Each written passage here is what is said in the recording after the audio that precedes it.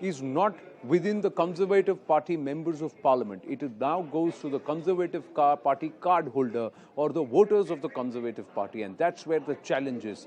The challenge for Rishi Sunak is not whether or not he has a good plan for Britain or for and for the people of the United Kingdom. The challenge now is, can he break through barriers?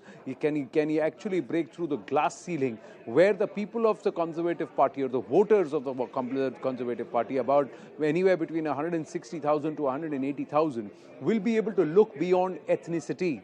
Or will they now lean back or fall back upon Liz Truss, perhaps a little more amiable face for them? That's the big question. Sanjay Suri dives deep into the challenges for Rishi Sunak.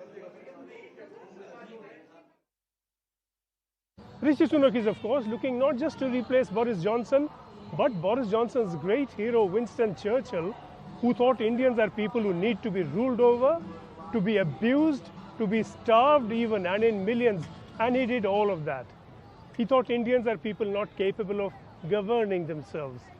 The thought that someone from India could come to govern Britain as Prime Minister, move into Downing Street, go weekly to Her Majesty the Queen to brief her on his decisions for Britain, this surely would have been a thought from another world.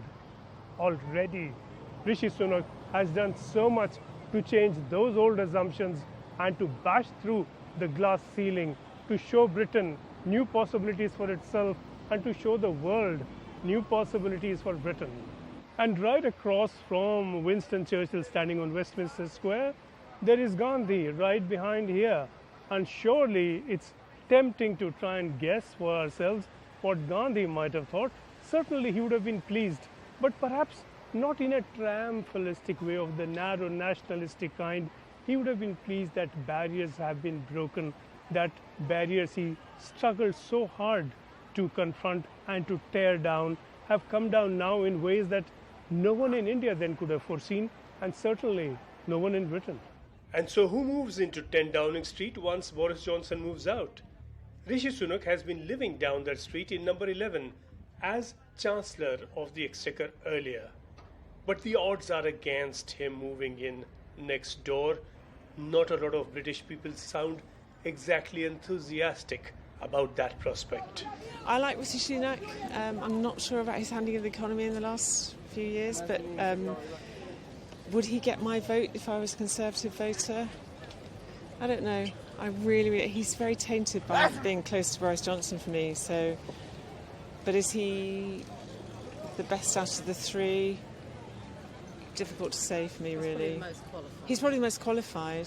I kind of wish he hadn't been supporting Johnson for as long as he had. Yeah, I like him, but I think he stuck with Boris for too long. And I think he should have resigned earlier and showed that he wanted to leave the country. He is somebody who really does not have world experience or experience of being like an ordinary person. He's been privileged, he's had private education. He turns up to go around a factory or building site with a £400 sterling pair of shoes on. He is so out of touch. Sunak is accused of elitism when most Conservative Prime Ministers have come from Eton and Harrow and Oxford and Cambridge, as elite as it gets. Sunak is now up against a significant Tory blue that is overwhelmingly white and would like to keep it that way all the way to the top. If this were to be settled by talent and experience and capability, Rishi Sunak would of course win. He cannot but win. But there are fears that there is a strong subterranean undercurrent of prejudice, and that is where the pitfalls lie. Coming up is a test, of course, for Rishi Sunak, but coming up is also a test how many Conservative Party members can rise above prejudice. Short break here on The Nation at